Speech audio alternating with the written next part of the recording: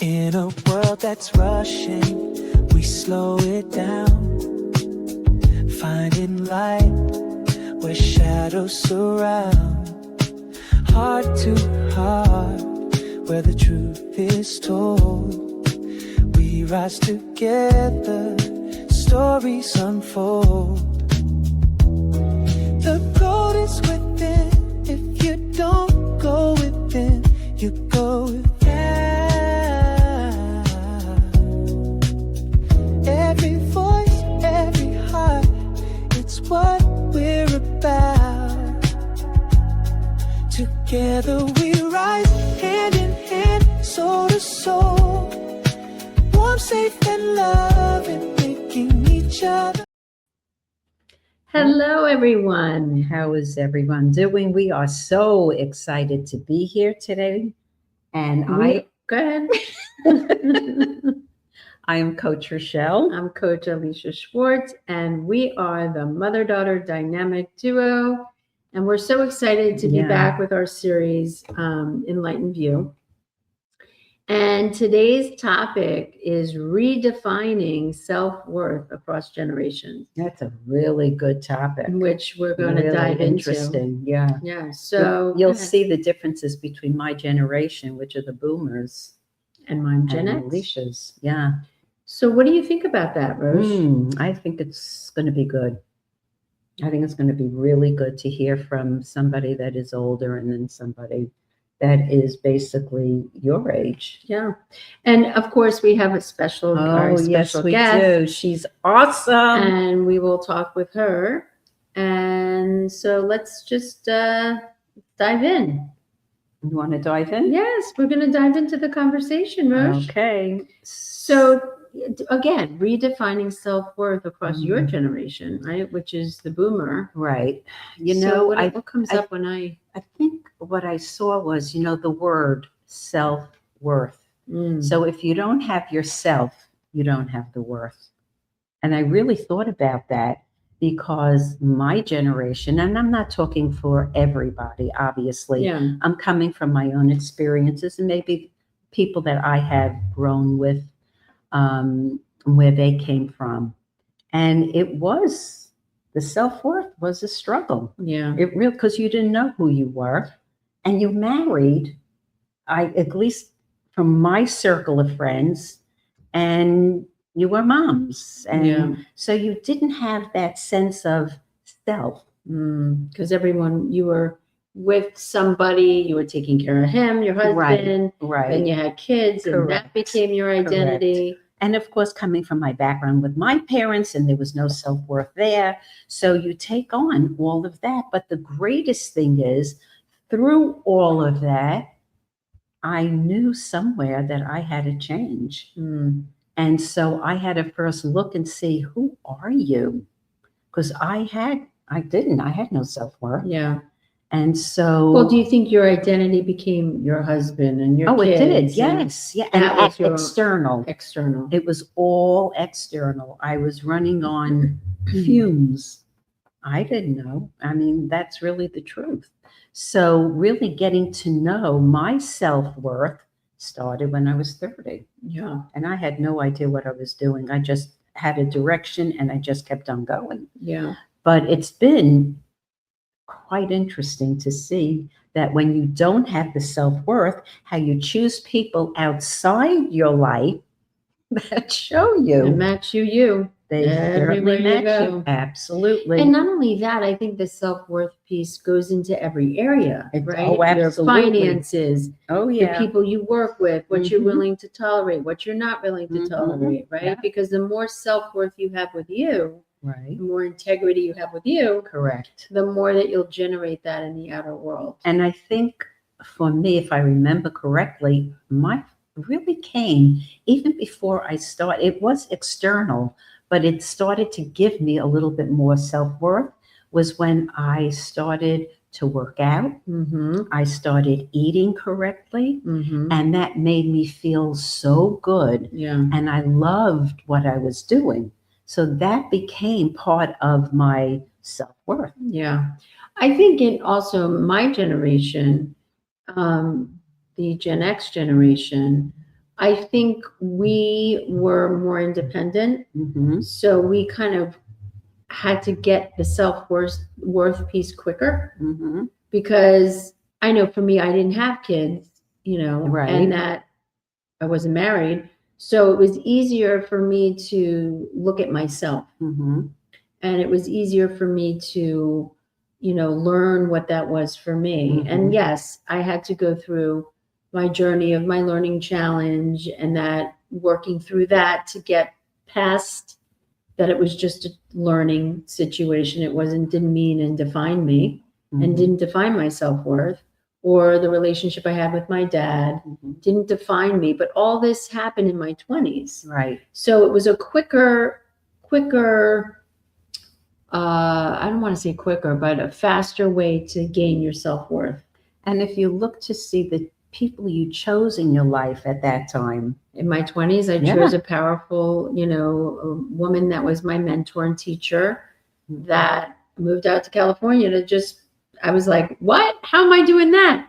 And so I had to get in there quick to get my self-worth to even work with someone like that. Mhm. You know what I mean? And then the journey began to Right. uncover and unlayer more of that for myself, to get more independent. And you know what's interesting? When I look at the people, friends that I had growing Mhm. up, as I got older, they were not there. I mean, obviously, in my journey, they weren't supposed to be there. But yet, when I see people that have friends from high school Yeah, forever, yeah, and I'm Yeah. thinking, wow, what a gift that must be to have them. But obviously, they're all in alignment yeah. with one another. I think about the friends, and I think about, how when you grow and you change, your friends change. And it doesn't mean that the people you grew up with aren't the great and you didn't get so much with them and from them. But Without again, a it's a doubt. chapter of your life. Right. It doesn't mean they're in the It chapter doesn't all define the you. time. Right. Yeah. Right. And then you create new people in your chapter that meet you where you are. Mhm. And and that's just circumstances, Yeah. you growing and evolving and changing. And I think that's a powerful thing. Right. You No, know? I agree with that. And trusting that process, Mm-hmm. not trying to hold on to the Right. old, just allowing the new to come in as you grow. Yeah, I don't think you can hold on. It just becomes very painful when Yeah. you're becoming aware of certain things about yourself. It's like it's almost like you can't hold on. Yeah, it's like fitting a square peg in In a a round round hole. hole. Absolutely. But the good news about all that too is that as you define more of your self-worth, then your outer world changes because your inner world is changing. Mhm. And so with that, you then start to generate where you are, which is, let's say your self-worth now, you have great boundaries and you have integrity, and you could, be more of yourself because you share from your heart, and people like it because they match you. And do you know what I mean? And being Yeah. honest with yourself, so you create more honest people. Right. Correct. So it's an evolution for Yeah, sure. it definitely is. And I think integrity is a huge piece. But it is interesting if you look at the Yeah. generations and Right. the boomers and the Gen X, and how the self-worth piece was more in the boomer era. It was more about outside Absolutely. of you, was more of Mhm. your self-worth. Absolutely. But then Absolutely. again, I grew up in that, so Right, you I did. learned You took on to be the codependent and to Right. look outside myself as well. Mhm. So that was a journey too, Yeah. to not use people to make myself feel Feel good. good and Yeah. be okay and feel safe. And that was a journey in itself as well. Yeah, and you become like a people pleaser. Oh yeah, that's part of the whole Oh, codependency yeah, thing. it is. And So, but I think it teaches you more and more about what self-worth is. It's not outside of you self-worth, it's inside of you. Yeah. It's an inside job. And I think coming from my era, there was no openness to speak about anything. Well, everything was put under the Everything rug. was under the carpet.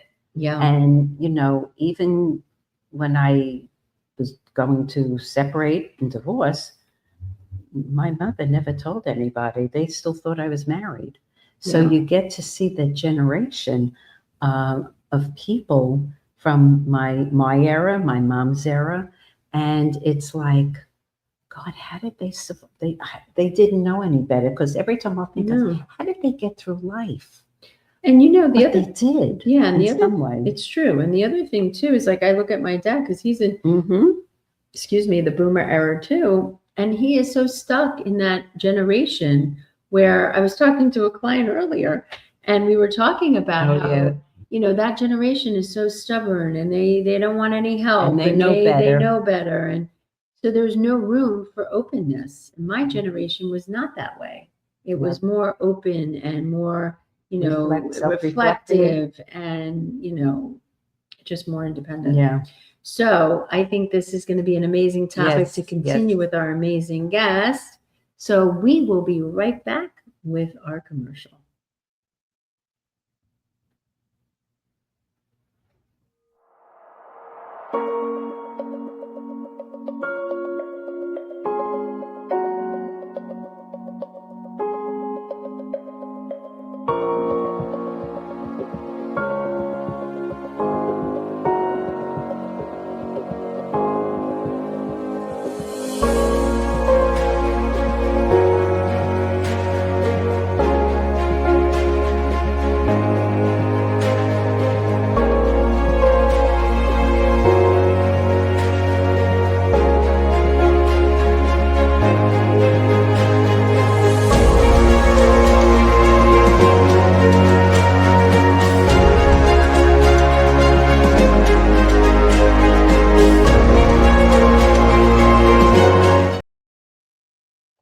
All right, there she is, Dortha. Hey, how are you? Hi, I'm doing great. How are you? We're doing great now that we see your smiling face. Likewise. Yeah, so you were listening to us and really kind of understanding more about the topic. What is it? What comes up for you around this topic around redefining self-worth across generations? Because you're a Gen X too. I am, yeah. I think what Coach Rochelle was saying about not really understanding or identifying with your self-worth until I think you said you were 30, that kind of resonated for me. You know, from my own journey of, I had a 2-year period of really intense grief and loss, and during that window of time, I think I got caught up in all the grief, of course. And one of the biggest takeaways that I came out on the other side with was, you know, grief isn't what defines me. You know, I lost 28 people during that 2-year period, and like mind boggling, right? And I have chills. Yeah. And so it started with my mom. And as I started going through all of the pieces that I ended up putting a book together on this topic. And it started because I thought, oh, I want to write a book about grieving the loss of a difficult relationship, because my mom and I had a very complicated relationship. And I thought, oh, I can't be the only one. So it'll be cathartic for me. And it'll be this thing that maybe can help someone else. Who knows? But for me, it was going to be my catharsis. And as this 2-year period unfolded and all of these other people continued dying, I was like, holy cow, like what is happening? And the book morphed into that one relationship, into grieving the loss of anyone. And really, it kind of also took on these pieces around, it could be business, it could be losing a business partner, it could be losing a huge client, it could be losing a pet, right? Like all of these different things. And the conversations that I had, some of the most powerful and just potent conversations. I had conversations with parents who lost children. And that was something I was not even acutely aware of, right? Because I was, I don't know, I was in my early 30s, I think, when I wrote the book. And I sat with that because I'm like, God, am I getting into a territory that I'm not qualified to have conversation? And you know, at the end of the day, the conversation really came down to that grief. And for a period of time, it felt like that was the thing that defined me. And as I was writing the book, and when I came out of all of that, like I call it a fog, because, you know, you're really in the muck and mire of processing all of the feelings. And something that I identified in the process called compound grief, where you're grieving somebody and you're in the process and then someone else dies. And like, what does that do to the grief you're already having? And so it becomes like this grief lasagna, right? Like all of these things baked in. And as I started kind of coming out of that and starting to understand, okay, that's not who I am. It's a part of my experience. It's a piece of the pie that makes up who Dortha is. And it's not the thing that I am. It's a piece of the thing who I am. So I think hearing you say that, Rochelle, really kind of struck a chord for me of, oh, okay, yeah, like that really makes a lot of sense. And maybe it's kind of normal that women in particular, we just don't have that. I think men are sort of just born with it. They have it and they sort of we have to find it along the way. And I think men are sort of born with it. Yeah. I So, could see that. Well, I think men are also very linear and they're very practical in their thoughts, and they, they just, want to solve it. They want to solve it. Women are more, and I'm saying there are men too that are very, more so today. Yeah, more so today, in touch with that other side. Especially with our generation, I think, beginning with our generation. Totally. Totally. Yeah. So we have, go ahead. What were you going to say? No, I just think that the grieving period that you had to go through for 28 people, it's like, it boggles my mind. Boggles my mind. And how you came out of that. What was it when you came out of it? What did you get and learn about yourself? Well, I think one of the things that, wow, that brought, give me a second. Take a deep breath. That's good. Yeah.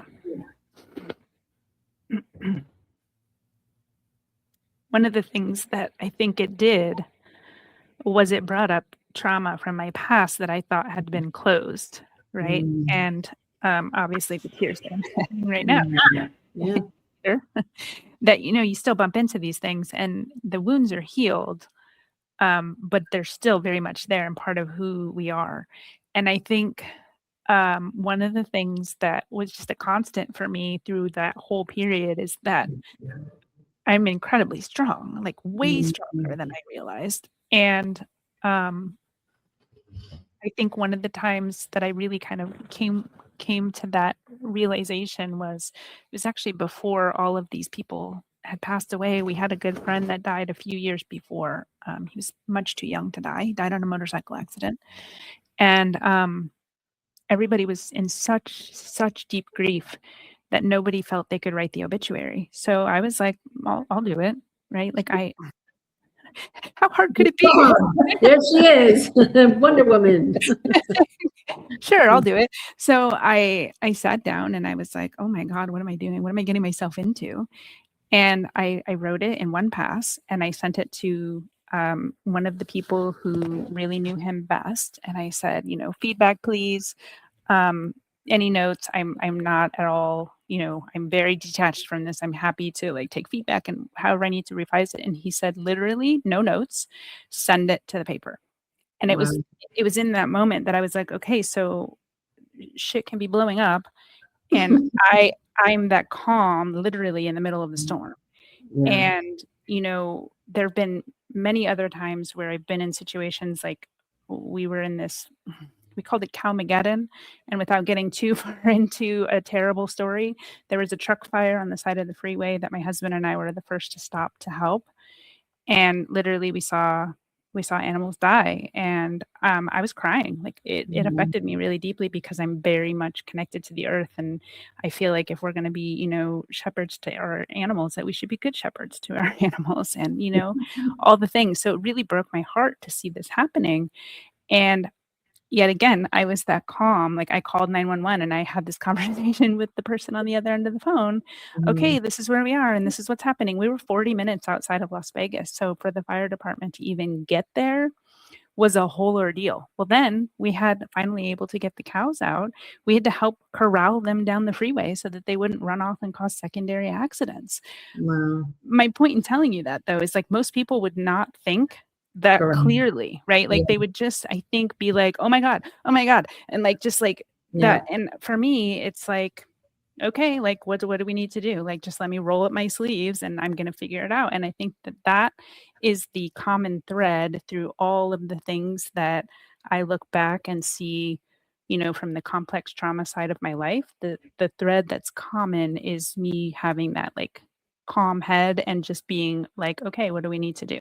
Even though on the inside, I'm freaking out. Yeah. And I also think because you had that trauma, it prepared you for what life was bringing you in front of you and all the things that are, the tapestry of our life. So, I Yeah. mean, how beautiful is that? Because you Mhm. had that, you were able to be that in those Yeah. situations, and the And- gift that is, And really. I think it comes back to self.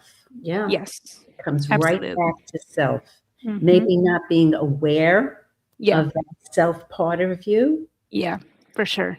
but that's the grounding part of who you are, is Yeah. that Yeah. self, that it's like that anchor for you. And we were talking about the Taurus, you're also a Taurus, and Taurus Yes. is very grounded, and Yeah.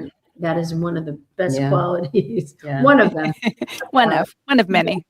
Yeah, exactly.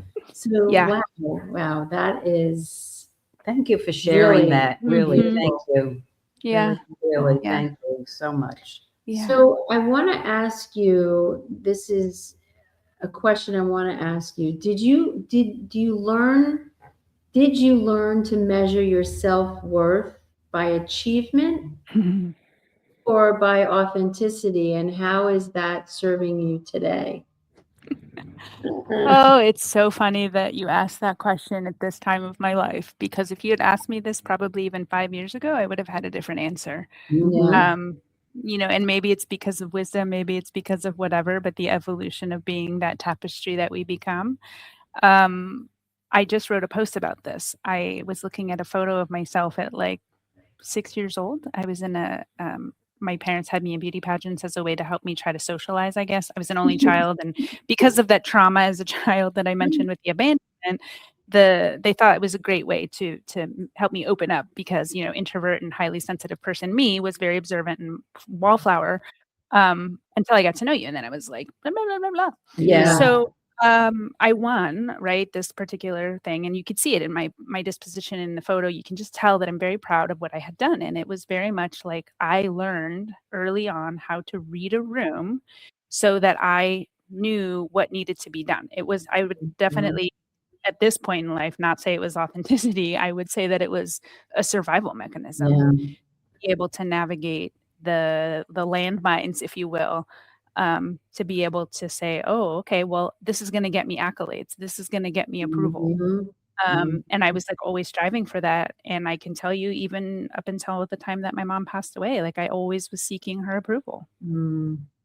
And I think you're Mm. speaking into that for most Yes. people out there that are listening. How many people can relate to Dortha and Yeah. all of what we're talking about? Because that is what we do. Is Yeah. we look to the outside world, mother, Yeah. father, sister, brother, accolades, Yep. to get that feeling. Yeah. Right. And then Yep. when we realize the feeling doesn't happen, and we Yeah. get disappointed because they're not giving it to us. Yep. That's the journey inside, right? Yep. That's where and I think it was like I learned the rules of the game. I just, took me a couple decades to figure out I was playing the wrong game. Right. The outer game. It's true. The That's right. outer game. Yeah. I That's can right. so relate to reading a room, because when I was younger, that's Same all thing. I did. I was very quiet, Mhm. but boy, did I learn to read a room. Yeah. Like, I knew Yeah. where I can go and where I can't, and of course, it helped me in life. For sure. And it's funny, you're saying read the room. I think that was one of my greatest gifts in being a sensitive, like we're talking about, being a sensitive, highly sensitive person, is that I could read people and Yes. be able to accommodate their needs even before they knew they needed it. Yes. Yeah. And Yes. that has been a great gift in all of who I've been in the world. And that comes back to your self-worth. Correct. Mm. And all I did was want that. Yeah. Yeah. And when I didn't have it, Yeah. or when someone passed that I used to devour myself Right. into, that's when I woke up and go, oh God, now Yeah. what? Now what do I Yeah. have to do to get that feeling? That's right. I have to give it to me and find ways to give it to me. And it's a journey, It like is. we're saying, it's a huge journey. So no Yeah. matter what generation you're in, it seems like there's a common thread here, that Mhm. whether you're a boomer or you're a Gen X or you're a millennial or you're any Whatever. other Yeah. generation, Yep. the journey back to self it crosses the generation lines is what Yeah. I'm hearing from these Yeah. conversations today. 100%. I think it's so interesting. I think to your point about reading energy, it's probably one of the most useful gifts, I think, that I look back on it from my childhood and think, oh, you know what? I actually am really grateful. It's a little scary sometimes because I get it. I don't like it sometimes, but there was one time when I was a kid that we were going to meet some people, and I don't want to give too much detail, but the person, I could tell they were not a good person, and I absolutely started screaming and crying, and I told my parents I did not want this person to touch me. I wanted nothing to do with them. And thankfully, my parents did not force it. I know in past situations, like the Santa situation, they'll like force you to sit on Santa's lap. Yes. Thankfully, it wasn't like that. They did actually listen. But years later, I found out that person was actually inappropriately involved with children and doing some other nefarious things. And I was like, I actually kind of knew that early on. And so I've never, ever quashed that. And I've never, ever disagreed with, like that gut instinct about people or about energy situations. So yeah, I'm glad you said that. And I can relate because I had the opposite experience. I had many, many, many experiences where it was the other person that wasn't appropriate and I didn't listen. And then I listened later and I should have listened earlier. So, right? Because that other voice was like, well, you don't know, that doubter. It'll be fine. It'll be fine. It's that little angel and devil, right? Totally. That's the part that has you learn and grow deeper. That didn't have the self-worth, and there's the part of you that did have the self-worth. It's a seesaw. It's that light and dark, like we were talking about earlier, with that shadow, and absolutely. Really, shadow is one of those things where there's a gift in it for sure. Yeah. There's a gift in it for sure. As long as we don't get stuck in it, right? Like, I mean, I think that's sometimes the trap. If we go not too far, but if we get we can get caught up in it and get down a spiral or a rabbit hole. And it's like, okay, when we look around and we don't recognize anything, we're like, oh, what's happening here? If we don't have the proper tools or guides, for example, to help us walk it back after we've done that work, right? We have that open wound and it doesn't heal. That becomes a very different kind of experience. So I think there's not to be cautionary or whatever, but I think that there's something to that as well. Yeah, there is. And I think that the deeper you heal the wound, the more you don't get stuck in it anymore because you have the tools to work with or the people to work with to elevate that. So you're not stuck in it anymore. But I love what you're saying because there are a lot of people out there that do get stuck in it and they don't know a way out. And there are ways, and there's so many ways. Yeah. Well, I think that maybe that is what attracted me to somatic work. The movement of trauma is, from our own learned experiences, right? We get into the things we get into. Yeah. And absolutely. I think that when you just said that, it's what opened up was you make friends and you attract people that you need in your life for that healing journey to happen. And sometimes you're at the right intersection of life for it to be open and received versus, oh God, you have your hands up and you're like, I can't do this right now, or I'm not willing to do this right now. And again, I think that goes back to self-worth and self-acceptance maybe as well as part of that. God, yes, hand in hand. Self-acceptance, surrender, we're always, and I know for me, I'm always in looking at where else can I surrender today? Where else can I live today? Yeah. Because we hold on. Yeah. And I think this new paradigm of where we're moving into, there is no holding on. It's just suspending out and trusting that where you're headed is a higher elevation to where you are. Trustful. There's this old saying that someone gave me, no longer, not yet. I'm no longer where I was, but I'm not quite there yet. But I'm moving towards it. Yeah. That's beautiful. I think this topic is we could talk forever. We could go on and on and on. That's why it's a series, and that's why we're excited to have you again and to be so vulnerable. Yes. So we really thank you. We really do, honey. We really thank you so much that you opened up your heart, and it is what you went through was very traumatic. Yeah. So thank you so much for sharing that, really. Yeah. And Thank you for holding the space. Yes. Well, yeah. thank you. And that we know that there are people that could be listening that are going through these things, and to know that there are people out there that can support you. Yeah. Reach out to a hotline, reach out to, a therapist, a coach, reach out. The whole thing is reach out, because you can get help. And make sure Yeah. those people, those professional people, have had that experience. Correct. That are trauma based. Yeah. Can Yeah. support Trauma you. informed, trauma based. Yeah, for sure.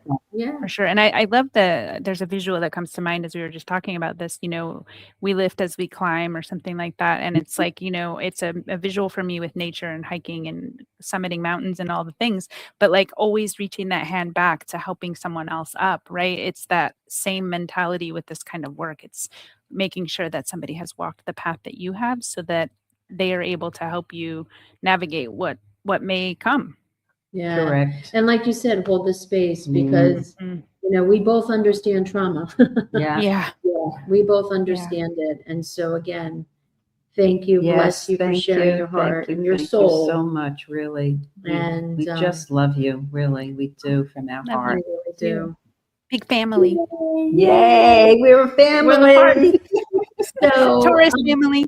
Taurus family, exactly. We're all Tauruses here. Wow, that's a powerhouse in itself. Yeah, it is. Grounded. Yeah. That's right. So we love you, We love and you, we'll see you sweetheart. on the next portion. Yes. And what else? Just have the greatest Friday, Saturday, Sunday, Monday, Tuesday, Wednesday, Thursday. Just let it go on. Just and have on. the greatest, Thank you. greatest time of your life. You deserve it. Thank you. You too. You're so welcome. Thank I you. receive that. All right. We're going to go quickly to a commercial, and we'll be right back. We're going to go to a sponsor, really, our sponsor break here. Yes. And we'll be right back.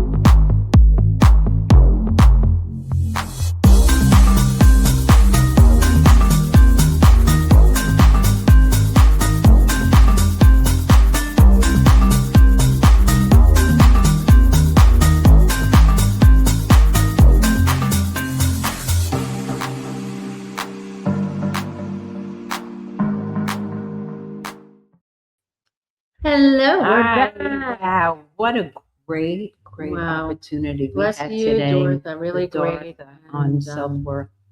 Yeah, and that's how deep it can go. Yep. So You know? what would be an action that people can do, do you think? So there you So can do many. too. So one of the things that pops up is always mirroring work. I say it all the time, but It's mirroring powerful. in the mirror, put your hand on your chest and you mirror to yourself, I am worthy of love today. I am worthy of my own self-worth. Look in your eyes and feel it. Really get it. I am worthy. Alisha Schwartz, I am worthy. Rochelle Schwartz, you are so worthy of Everything. everything. And then do that mirror work. Another thing you could do is journal about how you want to feel. What would it look like? What would it feel like to be in your own self-worth? I would be wearing, flowy clothes. I would be in California by the ocean, walking with my partner. Him and I would be caressing and holding each other while my dog Chloe is beside me. I mean, really get into what it would feel like to have that worthiness within yourself. So that's the action for today. I love it. Love it. Love it. So we will be back. And Until see you. then. Mwah.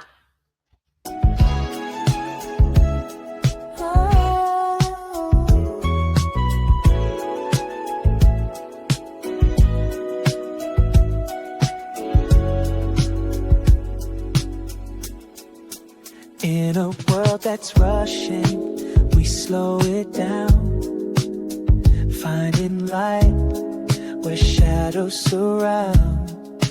Heart to heart, where the truth is told.